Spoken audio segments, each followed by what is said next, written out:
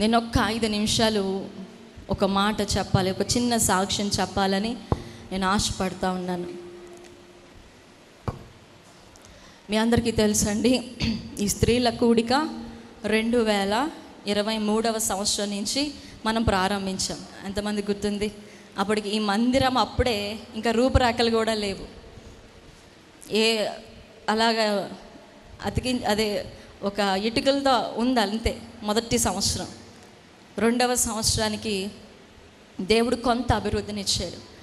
ఈ 3వ సంవత్సరానికి దేవుడు ఎంత గొప్ప కార్యం చేస్తున్నాడంటే, ఈ సంఘము పట్ల ఆయన కృప, ఆయన కనికరము, ఆయన బలమైన హస్తము ఈ సంఘము పట్ల ఆయన గొప్ప కార్యాలు, సాహస కార్యాలు చేస్తున్నాడు. ప్రతి సంవత్సరానికి గొప్ప కార్యాలు ఈ సంఘంలో చేస్తున్నాడు.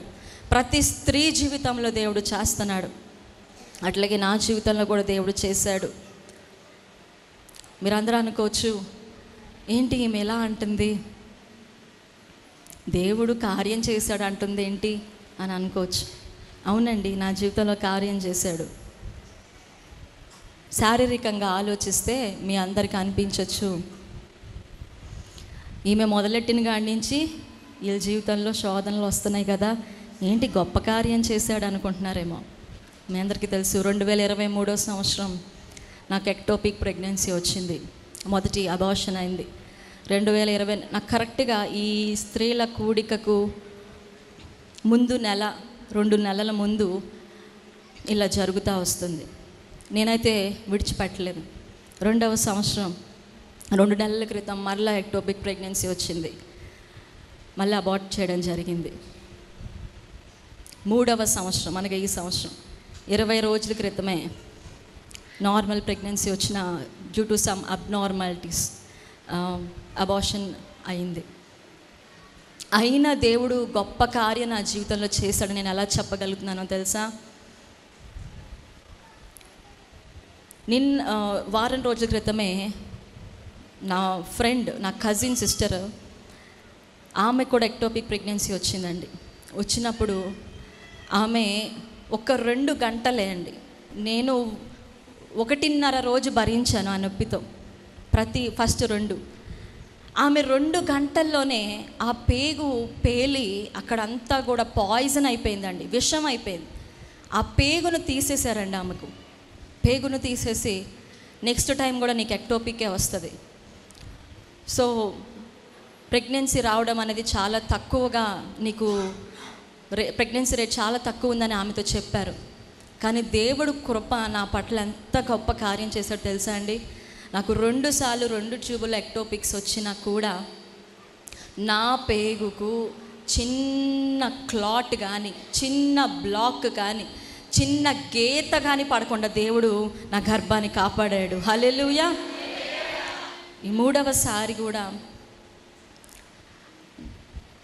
ఇది చాలా కష్టమైంది. 4వ నెల వచ్చేసింది. 20 రోజుల క్రితం జరిగిన సంఘటన. అంతా బాగానే ఉంది అనుకున్నాం, కానీ అబార్షన్ చేయాల్సి వచ్చింది. నేను ఆ బిడ్డను చూసినప్పుడు అనుకున్నాను, ప్రభువా, ఆ అబ్నార్మాలిటీ చూసినప్పుడు నిజంగా ఈ బిడ్డనిస్తే నేను సంతోషించాను కదా, మేము నీ సేవ చేయలేం కదా, నువ్వు మమ్మల్ని అవమానపరిచే దేవుడు కాదయ్యా, నువ్వు మమ్మల్ని సిగ్గుపరిచే దేవుడు కాదు. ఎందుకంటే మీరు ఎవరైనా ఏంటండి సేవకులై ఉండి ఇటువంటి బిడ్డని ఇచ్చాడు దేవుడు అని అంటారు పల్లెటూరులో.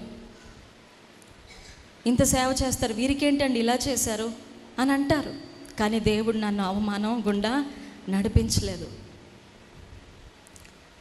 చాలామంది అంటారు, ఇది కొంతమంది అన్నారు, అమ్మ మీరు సేవ చేస్తున్నారు కదా, పల్లెటూరులో సేవ చేస్తున్నారు, విగ్రహారాధనల మధ్యలో సేవ చేస్తున్నారు, సైతాన్ శోధనమ్మా ఇదంతా, సైతానే ఇలా చేస్తుందమ్మా మీకు, కాబట్టి మీరు గృహదర్శనాలు చేయొద్దమ్మా, గృహదర్శనాలు చేసి వారి కొరకు ప్రార్థన చేయొద్దమ్మా అని అంటున్నారు. కానీ మీరు నమ్మచ్చు నమ్మకపోవచ్చు, మేమైతే గృహదర్శనాలు ఆపలేదు, దయ్యములతో పీడించబడుతున్న వారికి ప్రార్థన చేయడము మానలేదు. ఎందుకంటే దేవుడు మాకు ఇచ్చిన పనిని మేము నమ్మకంగా చేయాలి. ఎవరో చెప్పారని మేము సేవను మానేయడానికి కాదు, దేవుడు మాకు ఇచ్చిన సేవ మేము నమ్మకంగా చేయాలి. నేను ఇప్పటికొచ్చి ఎవరికి చెప్పలేదండి. నాకు రెండవసారి చుట్టవరం వాళ్ళకి చెప్పాను. నాకు రెండవసారి అలా అయినప్పుడు ఒక దైవజనులు మళ్ళీ మీరు ఎవరని నమ్మచ్చో నమ్మరో నాకు తెలియదు, కానీ నేను పేరు కూడా చెప్తున్నాను. విజయవాడలో నిత్య సువార్త చర్చ్ పాస్టర్ మోహన్ గారు గత సంవత్సరం నాకు ఇలాగే రెండవ ఎక్టోపిక్ వచ్చినప్పుడు ఆయన వచ్చి చెప్తున్నారు, దేవుడు మీ కొరకు ప్రార్థిస్తుండగా నాకు బయలుపరిచిన విధం ఏంటి అంటే, మీకు 3 సార్లు ఇలా జరుగుతుంది. ఇది జరగకముందే దైవజనులు ప్రవచించారు. 3 సార్లు ఇలా జరుగుతుంది, 3వసారి కూడా ఇలా జరుగుతుంది. దేవుడు ఇది అనుమతించాడు మీ జీవితంలో. ఎందుకు అంటారా? యోబులో ఏం తప్పు ఉందని దేవుడు అన్నీ తీసేశాడండి.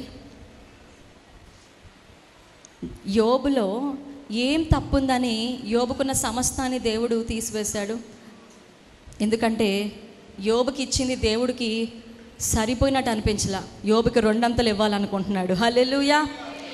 యోబుకు 2 అంతలు ఇవ్వాలనుకుంటున్నాడు. కాబట్టే యోబు జీవితంలో ఆ శోధన అనుమతించబడింది.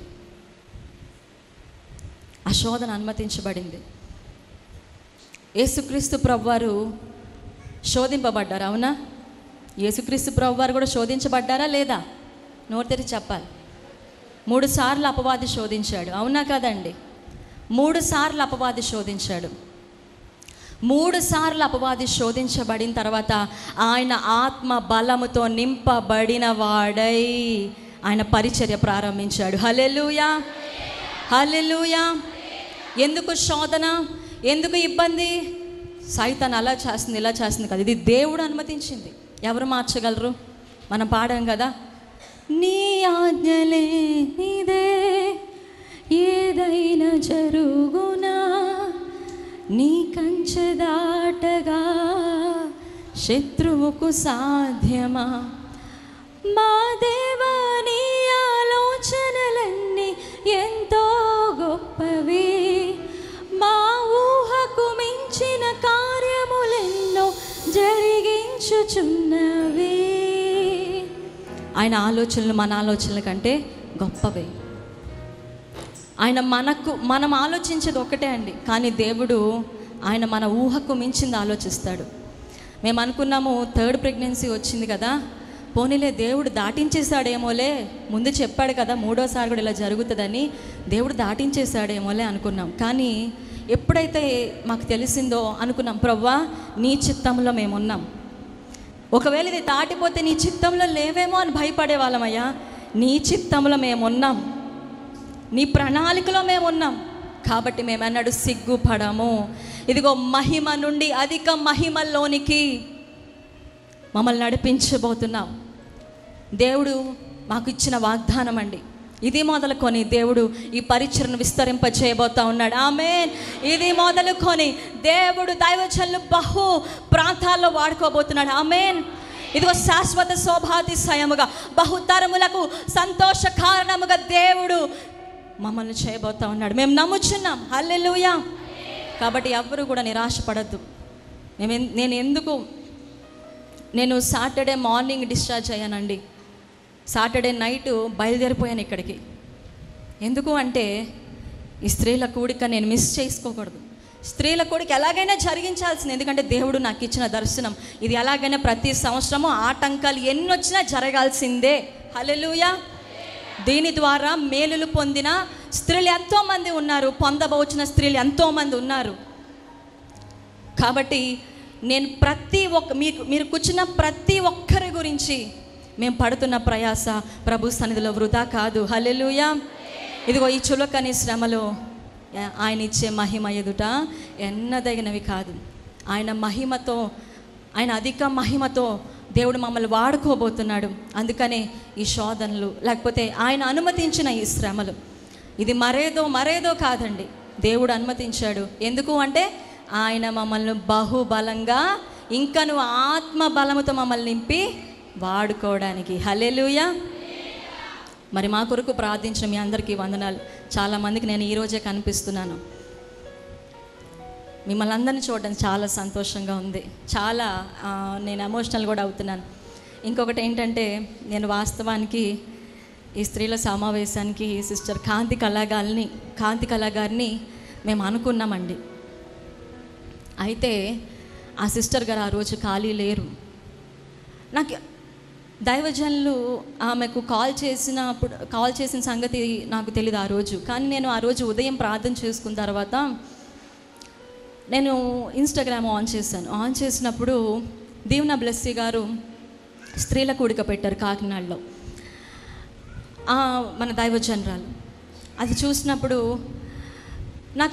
నేను ఆమె సాక్ష్యం నేను యూట్యూబ్లో చూడలేదండి. అసలు నేను పోయిన వారం వరకు చూడలేదు. కానీ నాకు ఎవరో చెప్పారు, మన సంతోష్ రెడ్డి గారు వచ్చారు కదా, మన సభలకు ఎంతమంది వచ్చారు? మన సభల్లో మొట్టమొదటి రోజు వాక్యం అందించడానికి సంతోష్ రెడ్డి గారు వచ్చారు. ఆమె అప్పుడు నాకు చెప్పారు, ఆ సిచ్యువేషన్లో అప్పుడు నేను ఉన్నానప్పుడు, ఇలాగ పలానా పాస్టర్ గారు ఈరోజు వచ్చారు కదా, వారు కూడా ఇట్లాగే ప్రెగ్నెన్సీ విషయంలో చాలా శ్రమలు పడ్డారు. అయితే దేవుడు వారిని ఆశీర్వదించాడు, ఇప్పుడు దేవుడు వారిని బహుబలంగా వారిని వాడుకుంటున్నారు అని వారి గురించి నాకు చెప్పారు. అదే నాకు గుర్తొచ్చింది, ఈ దైవజనాలు పిలిస్తే బాగుండేది కదా, అయ్యో కాంతి కళాగారిని పిలిచేసామే అనుకున్నాను. కానీ దైవజనులు చెప్పారు ఆమెకు ఖాళీ లేదంట. మరి దైవజనరాలకి కాల్ చేసి మేము అడిగినప్పుడు, వాస్తవానికి ఈరోజు రేపు ఉదయకాలమున వారి సంఘంలో ఒక మంచి యూత్ ఫెస్ట్, ఘనమైన యూత్ ఫెస్ట్ జరుగుతుంది, రివైవల్ యూత్ ఫెస్ట్. ఈమె కూడా రారేమో అనుకున్నాం. కానీ దేవుడు ఎంత గొప్పవాడో చూడండి. నేను ఏ ఫేస్లో నేను ఉన్నానో ఆ ఫేస్ని దాటి వచ్చిన దైవజనరాల్ని మన మధ్యలో నిలబెట్టాడు. హల్లెలూయా. ఆమె ఒప్పుకోవడం మాకు చాలా సంతోషం అనిపించింది, దేవుని చిత్తం అనిపించింది. కాబట్టి ఇసుకపల్లి సుధాకర్ గారు, వారి కుమార్తె, అట్లాగే సంతోష్ రెడ్డి గారు వారి భార్య గొప్ప బలమైన సేవ చేస్తున్నారండి. ఆమెను చూస్తే ఒక్కోసారి ఎంత స్ట్రాంగ్ అనిపిస్తుందో. ఒకసారి దైవజనులు పెద్ద సభలు పెడుతుంటే ఆమె ఒక్కటే ఎయిర్పోర్ట్కి వెళ్ళిపోయి, అంటే ఆమె భర్తకు ఆమె ఎంత సహకారిగా ఉందంటే, ఒక్కటే ఎయిర్పోర్ట్కి వెళ్ళిపోయి ట్రీట్మెంట్ చేయించుకొని వచ్చి ఆమె మరల సభల్లో పాల్గొన్నారండి. నిజంగా she is truly an inspiration to many women. మిమ్మల్ని మేము కలిగి ఉండడం చాలా సంతోషంగా ఉంది. కాబట్టి చప్పట్లు కొడుతూ ఆ దైవజనులను మనం మనలోనికి ఆహ్వానం తెలియజేద్దాం. యేసుక్రీస్తు అతి శ్రేష్టమైన